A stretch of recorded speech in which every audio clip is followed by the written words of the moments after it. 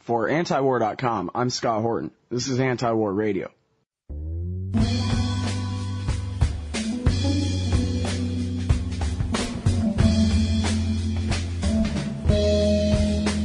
Introducing our first guest on the show today, it's Eric Margolis. He's foreign correspondent for Sun National Media in Canada, and he's the author of War at the Top of the World and American Raj, Liberation or Domination. His website is ericmargolis.com. Just spell it like Margolis, like I used to say it before I finally learned how to say it right.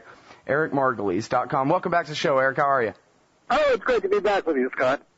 Well, it's great to have you here, and, you know, the Western reporters who can really explain what's going on in Pakistan and Afghanistan are few and far between. You happen to be not only one of them, but one of them who spent decades really reporting on that part of the world, and you have vast experience through all that geography and all the different factions and players and all the different things, and you always do such a great job helping me, if not the audience, I'm pretty sure them too, understand, you know, what's going on. So let's start there. What the hell is going on over there in Pakistan right now? Well, one huge mess. What's happened is that there is a combination of tribal, the Pashtun tribes, or Pathans as they used to be known in the days of Rudyard Kipling, Pashtun tribal uprising on Pakistan's northwest frontier province, combined with a popular revolution almost of poor people who are fed up with Pakistan's income disparity. People are desperately poor. They live on less than $1.15 a day. The country's more than 60% of the people are illiterate, and a tiny minority of people owns everything there. That's the pro-Western minority. So there are two distinct types of revolution. There's an Islamic militancy. There are Pashtuns who are supporting their fellow Pashtuns in Afghanistan. There are people who are angry at the Islamabad government, and then there's this popular social uprising. So it's very complicated, and you can't tell one kind of militant from another because they don't each wear different colored turbans. Yeah, well, that does make it very difficult for an American. Well, okay, but so all the news was that the terrible terrorist Taliban from the federally administered tribal areas almost took over some major city, or they got within 30 miles, I think they said on MSNBC. Oh, my God, look at the map. The crazies got only this far away from a major city before Hillary Clinton was finally able to, I guess, somehow convince the Pakistani military to actually go in there and take them on. What was going around Washington was a crazy kooks with Muslim nukes. There was hysteria indeed in Washington. Mrs. Clinton obviously has not had a chance to really study foreign affairs yet, and she does need some summer school. What happened was a few hundred guys on motorbikes wandered down the road, scruffy tribesmen with AK-47s. A panic erupted. As part of this national revolt, the wealthy and the government in Islamabad feared there was going to be like another French Revolution was coming. Not true. They were soon left, but what's happening now is that the president of Pakistan, Zardari, was ordered to Washington and given a tongue lashing by President Obama and told that his army better stop fighting or else there'll be no more cash from Washington. So, the Pakistani army has launched a major now against these local militants, and they've created 500,000 refugees. They're killing a lot of local tribesmen. The Pakistani army doesn't want to do this. Their heart's not in it. They hate doing it, in fact. But Pakistan is bankrupt. All its money was stolen by the last regimes in Pakistan, and Pakistan is now forced to live on cash handouts on the Yankee dollar. And as I said the other day, bankrupt leading the bankrupt. So Pakistan lives on American money, and Washington's calling the tune and is telling Zardari, get with the program, you AFPACs or PAC-AFIs or whatever they're calling them. Get with the program, fight those militants, even though you can't tell one militant from another, and do what we say, support our war effort in Afghanistan, or there'll be no more money. And if you really get out of line, we may try and grab your nukes and bomb Islamabad back to the Stone Age. Well, So I'm confused here. I mean, I'm trying to put myself in the position of the imperialists in the Obama administration. Are they basically, weighing the equation, saying, well, we can push it this far as long as we don't completely collapse the Pakistani state. We can basically have our war as long as we keep it, within a certain level? Or have they decided, screw it, let's just go ahead and radicalize the entire population, then we can invade Pakistan too? No, Scott, I think your first analysis is more appropriate. Washington needs a token government in Islamabad that represents its interests, and it needs to look at the Pakistani army. After all, we in the U.S. Are paying over $1 billion a year to rent the Pakistani army. We're feeding it, we're transporting it. There are all kinds of secret CIA payments going in there. There's another $7.5 billion coming down the pike if they're good. So that's how things work. So the U.S. It wants to use the Pakistani army to fight not only in Pakistan's northwest frontier province, but also in Afghanistan. But of course, as I was saying, the Pakistani army doesn't want to fight. 90% of Pakistanis are bitterly opposed to the war in Afghanistan. They're calling their government Islamabad a bunch of stooges, and they're disgusted with the ruling order, which we are backing, and that's leading a lot of regional experts with long memories to say, my God, we're creating another Iran here in Pakistan. I don't think so yet, but we're certainly sowing the seeds of what's going to be a whirlwind down the line. Okay, well, I'm kind of confused. I talked with Patrick Coburn last week, and he was in Kabul, and he was saying that everyone he's talking to in Afghanistan is saying that this is ridiculous. We're fighting a war against the Taliban here, or as broadly or loosely as you want to define it, against Pashtun rebels, against the imperial occupation or whatever. And yet, the ISI is still backing the Pakistani side of the Taliban, even if the army's fighting them. And what a ridiculous way to fight a war. We're trying to, this is before my time, but I've read some books in Vietnam. Well, we have to start bombing into Laos and Cambodia. Otherwise, the Viet Cong have a safe haven on the other side of the line, and so the war will just go on forever. I guess there was, a little bit of truth to that. Not necessarily that we needed to bomb them, but that it made it basically impossible to defeat them. And that's basically the same situation. Then I read the New York Times, but, who knows what they're talking about. But they say that Obama basically agrees with those critics that Coburn was talking to in Kabul. And they were saying that's what they really need to do is have, identify all these groups as one and take it as one big war and basically ignore the Durand line the same way that the Taliban do. Well, I was a group of senior Republicans before the invasion of Iraq in Washington, and they said, well, tell us about Iraq, and I started explaining Shiites, Sunnis, that sort of thing. So one of them, I could see their eyes glaze over, and one of them said, don't bother us with all these details, just give us the executive summary. And I said, well, there is no executive summary with Iraq, and it's even doubly so with Afghanistan. There are no simple answers. There is no Taliban in Afghanistan. It's a misnomer. It's different tribal groups with different political and religious objectives. Washington really is flying blind there. They don't know what they do. They can't overthrow Pakistan or invade it. America doesn't have enough troops. We're bankrupt. We need somebody else to fight our next war.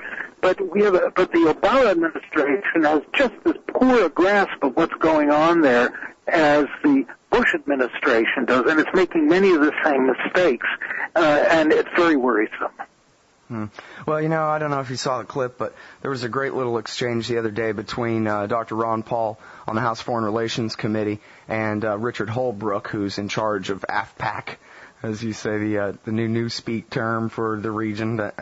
And he said, what are we doing there? All we're doing is making matters worse. We're killing women and children from the sky and recruiting more and more people against us. And what are we even doing there anyway? And, that kind of Ron Paulian sort of argument.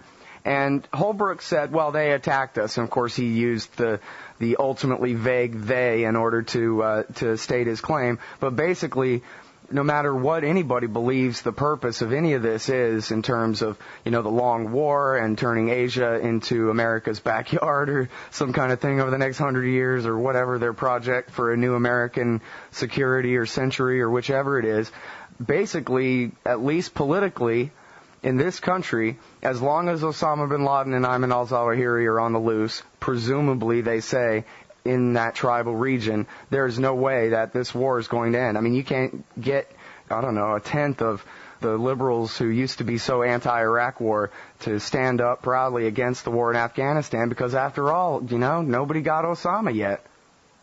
That's quite right. And there's, cynical Pakistanis say, well, the U.S. is using Obama. Many of them believe it doesn't even exist to justify its presence next to the Caspian oil basin. One certainly has suspicions about that. And Americans wrongly believe that this is a good war. I was really surprised to hear President Obama describe it that way. He's an intelligent man. He's educated. He should know better. He should remember Benjamin Franklin's wonderful words that he said, there is no good war or bad peace. And America has achieved nothing there. This so-called war on terrorism that was started to go after Osama bin Laden has cost U.S. $1 trillion. We destroyed Iraq. We're now in the process of destroying Afghanistan, and we may get sucked into a major war in Pakistan, and there is no good objective. And I was really disturbed when I saw President Obama's speech last night with Karzai and Zardari, constantly referring to Al-Qaeda and the threat of Al-Qaeda, and we've got to fight Al-Qaeda. Well, my God, Al-Qaeda barely exists anymore. If it exists at all, it's down to a handful of people living under deep cover. It has very little influence. And what we're doing is every expression of opposition to American power around the world is described as terrorist and Al-Qaeda. So we're creating ghosts and creating enemies where they may not even exist. Yeah, and I felt this way all along, really, but it's wearing so thin to hear people, when you talk about the torture debate or anything, oh, well, you don't think that it would be okay to, throw Osama bin Laden against the wall to get him to admit when the next plot is or that kind of thing, even though, of course, nobody's ever tortured Osama bin Laden. He's still free. It's thousands and thousands and thousands of other people who aren't Osama bin Laden who've been put through the no Geneva Conventions apply treatment here. And I don't know. I just think it's silly. At this point, he might as well be at the Four Seasons in Washington, D.C., like all the kooks think, Well, unfortunately, it's very hard to explain to the Americans what's going on in this horrendously complex area. They don't have the knowledge or the history or the geography. Try talking to congressmen from Alabama about Afghan tribal politics. What people who oppose this war could do is really very limited. As long as 9/11 is brought up and the war drums are beaten about Osama bin Laden, the president and his imperial supporters will be able to justify this war, which is going to cost us with Iraq $200 billion just this year at a time when Americans don't have jobs. Now, what about this idea of some kind of unity government where they're going to try to install Sharif in there with Zardari and some kind of coalition or something? Who are these guys? Zardari's party is the People's National Party of Pakistan, Benazir Bhutto's old party. And he has taken it over and run it since her murder, and he became president because he was head of the party. The other opposition party is the Muslim League, run by Nawaz Sharif, who was former prime minister. I've interviewed him. He's never a stellar leader. Has many charges of corruption against him, not as many as against Zardari, but he was long held at arm's length by Washington and sidelined because it felt that he wasn't sympathetic enough to America's designs in the region. But now Zardari is so corrupt and he's so unpopular in Pakistan, the polls showing that about 8% he's discredited himself, so they're now trying to refurbish Nawaz Sharif and consider him for the next leader of Pakistan, of course, after a democratic election. At the same time, Washington is also talking about kicking out Karzai in Kabul and replacing him with some other asset after, of course, a democratic election. So Washington has really muddied the waters there, made everybody unstable, and caused great confusion. Well, and again, as Ron Paul pointed out in that clip from arguing with Richard Holbrooke on the House Foreign Relations Committee, this is playing really well in the Pakistani press right now. America is, sitting around on a couch, flippantly discussing who our next president ought to be. And they might be regime changing their puppet next door and give him the DM treatment too. And boy, this is probably doing real wonders for getting the locals to help us in our war on terrorism, right? Well, exactly. There's profound dismay, to put it politely, throughout the region. I mean, all our baloney of bringing democracy to this benighted region is now gone by the board, and our nakedly imperial plans for the region are revealed. But once again, we're being ham-handed. If the French were doing this, they would have replaced the guy quietly, put in their own candidate, made it look kosher. But the Americans talk about it. They kick the guy out. He makes shots, and they discredit whoever they put in. They discredit themselves. It's really sad. And, if you had a really democratic election in Afghanistan tomorrow, the winner would be the Taliban. It is the most popular party in Afghanistan, but it's not being allowed to run, of course, in these elections. And the same thing in Pakistan. I would say that other groups would come into power. So the U.S. is seen as being really an imperial power who's just pulling strings and replacing one marionette for another. Well, now, if they held a real open and fair election in Pakistan, how well would the Taliban do? Well, there really isn't a Pakistani Taliban. Yes, again, that's a catch-all phrase that we use.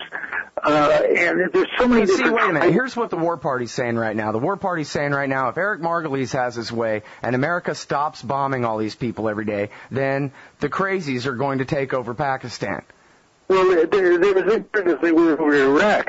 And they're putting out these same stories about, Pakistani nuclear weapons, they're going to fall in the hands of these crazy people with turbans, and next thing you know, they're going to be bombing Washington. This is from the same publishing house that gave us Iraq weapons of mass destruction. Well, there are at least Pakistani nukes in discussion that do exist in time and space. That part's not in dispute, at least. Right? Well, they do. That's not in dispute. There are about 40 to 60 nuclear weapons, but they're under very tight control of the Pakistani Army and intelligence service with all kinds of electronic locks and things.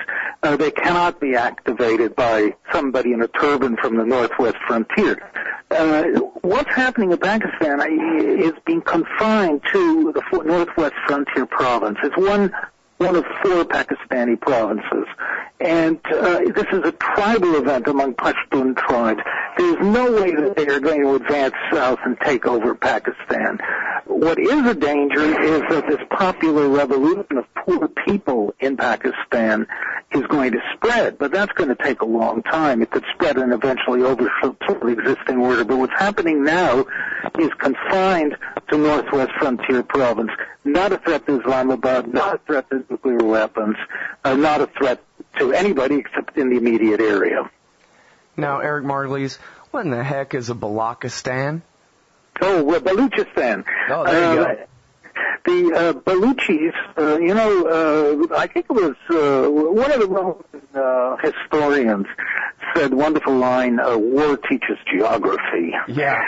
I need to pick up my Google map of Asia here real quick. Google Earth. Okay, everybody open up your maps. Pakistan is made of 4 completely different provinces. There's Northwest Frontier with the Pashtuns. There's Punjab, the most populous province with Punjabis. There is Sindh down in the south. That's where Karachi is. And there is Baluchistan in the west, borders Iran. It's a desert, wild country, very thinly populated. The Baluchis have been in semi-revolt against the central government for decades, and this kind of fighting is going on. So that's another problem that Pakistan faces. The pro-Taliban groups, the Islamic militants, Pashtun militants, hold a very prominent position in the Baluchi capital, Quetta.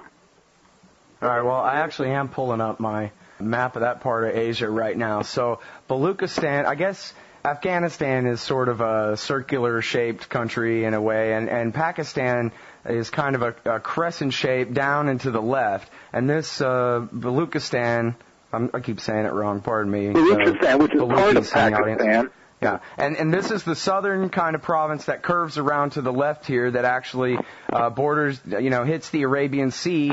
It bumps up against Iran in the west and Afghanistan to its north. And pardon me my ignorance here, but I think from maps I've seen that divide this region up ethnically and so forth, that's basically the Pashtuns live not up just in the north in that sort of federally administered tribal area, Waziristan type area. They live kind of in that crescent all the way down from north to south on both sides of the phony line there, right? Right, Scott. And there are a lot, as I said, around Quetta. In fact, some of the Afghan Taliban leadership is believed to be in Quetta, maybe even Mullah Omar, the former chief. And just to muddy the waters even more, the Chinese have finished building a port on the Baluchi coast called Gwadar, very strategic coast, and they're planning to build a railroad connecting Gwadar with China, giving China suddenly access onto the Indian Ocean, which has the Indians in an uproar. Oh, well, no wonder we need to start bombing Baluchistan, I guess. Well, and see, here's the thing, too, and I'm just speculating, but I think I read a news reporter who actually knew something about this, riding along these lines, saying that, listen, the only reason, and it is, kernel of truth kind of a situation, that there probably are militant leaders or whatever in Quetta, but the only reason they're there is because we keep bombing them out of the northwestern territories up there, where basically they were all in exile up there in the mountains or down there in the valleys where they couldn't really get to anybody, and we're bombing them out of their sanctuary, so now they're moving into the major cities. So now we're going to start bombing in Quetta and spreading the war all over Pakistan, and then where are they going to go after that? To Islamabad? And that's true. So there are 2 million Afghan refugees still in Pakistan from the 1980s war with the Soviets. Many of them are Pashtuns. Many of them are in Quetta. So a lot of them in Karachi as well. So you're right. It's a great big mess. But what the U.S. is doing is inexorably getting drawn into a shooting war inside Pakistan. I see Robert Gates, the defense secretary, marching forward with this plan, sending more predators and more special forces, and General Petraeus talking about arming the tribes so they can fight each other, trying to repeat what happened in Iraq. It all points to deepening involvement. It's what we used to call, during the days when I was in the Army in Vietnam, mission creep. And this mission creep will surge. Well, I talked with a reporter from Global Post, and she said, well, we can't really leave now because we've put into power these people who can't possibly maintain themselves in power without us. They'll all be slaughtered. It seems like unless we undo that situation ourselves, that'll be the prescription to stay just forever and ever. Well, first of all, we can't afford to. Second, we don't know how to. And third, the last thing the battered United States needs at this point is to get stuck into a South Asian mess that it doesn't understand. But we're out of soldiers. We're out of money. And the problem is that we do not have too many people in Washington who understand this situation. They think they understand, but they really don't. Well, and here's the thing, too. There's...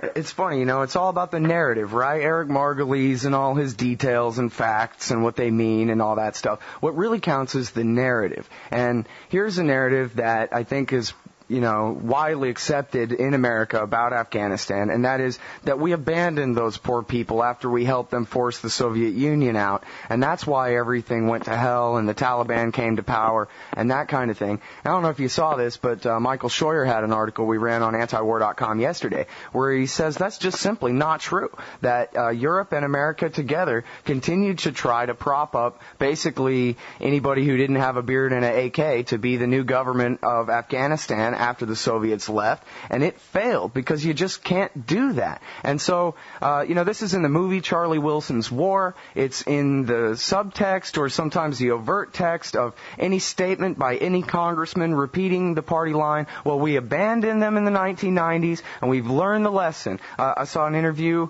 part of one, I didn't get a chance to finish it, of Zbigniew Brzezinski with Iranian TV. And this is what he's saying, too. We abandoned those poor people, and we should have stayed. And, of course, there's only one lesson you can draw from that. Well, I agree with Michael Schroeder. He's very knowledgeable on the area. It was not our abandonment. You're quite right. We tried to put our local stooges in power in Pakistan and Afghanistan. We always backed the wrong way. We want to put people in who obey us and who work for America's interests. The mistake we make is we putting people in who support our thinking or our way of life or democracy, whatever you want to call it. We're primarily focused on supporting their own country's interests and who are regarded as legitimate by their people. And we always back illegitimate people, whether it's a Shah in Iran or General Mubarak in Egypt, who are detested by their own people. They're nasty dictators. There are plantation overseers in the region. We're never going to have stable government. We're never going to have any pro-American governments, and we're going to encourage militancy as long as we keep doing that. But we keep making the same mistake over and over again. We didn't abandon Afghanistan. We contributed to the mess. Now we're paying for it. I'm glad that you mentioned the plantation analogy there, because that is the moral plane that we're dealing with here. It's the same thing when I hear the torture debate, so-called. These people might as well be making the case against blacks or something. This is ridiculous. How could anybody even listen to them? And because we're always at war, it seems like, well, gee, there must be some kind of good argument for it or whatever. But that is what we're talking about. We're talking about the same moral plane as owning human chattel slaves on a plantation in the Old South, going around with Predator, Terminator, robot drones in the sky, blowing civilian lives apart. It's no different, occupying and waging a long war in Asia than it is waging a long war in the Old West to kill all the Indians and take all their land, too. It's the same kind of thing, the kind of thing that we all regret now. It was a terrible shame what happened to the Red Indians in America and whatever, but now we're doing the exact same thing to the people of Asia, and it's perfectly okay somehow. Well, Scott, that's why my new book, American Raj, it's subtitled Domination or Liberation, and this is exactly the point that I was trying to make, that we keep using these countries as tools to advance our own strategic policies, and we've got to stop doing this because we've had an unbroken record of failure in most cases, and start liberating them from their own backwardsness and from their own feudal governments, like in Iraq rather, or in Pakistan, and developing modern, mature societies. We did this brilliantly in Europe after World War II. It's something that nobody should ever forget. We need another Marshall Plan for these countries. And I've got to say, parenthetically, I just read an article by Japanese saying that they wanted to offer the U.S. a Marshall Plan to rebuild its economy. So there's a lot we can do, but we're not doing it the right way. Well, so you don't argue in favor of just total withdrawal right now because you had your chance and you proved that you're an evil empire? I mean, if you were the national security advisor, what would you be telling Obama right now? I'd say, Mr. President, we New Yorkers have an old saying, first loss, best loss. Get the hell out, cut your losses, declare victory, do whatever you want. Who remembers Vietnam now? Remember the dominoes were going to fall, the world was going to end, we were going to lose face, democracy would collapse and all this. Well, none of this happened, and nobody cares about Vietnam.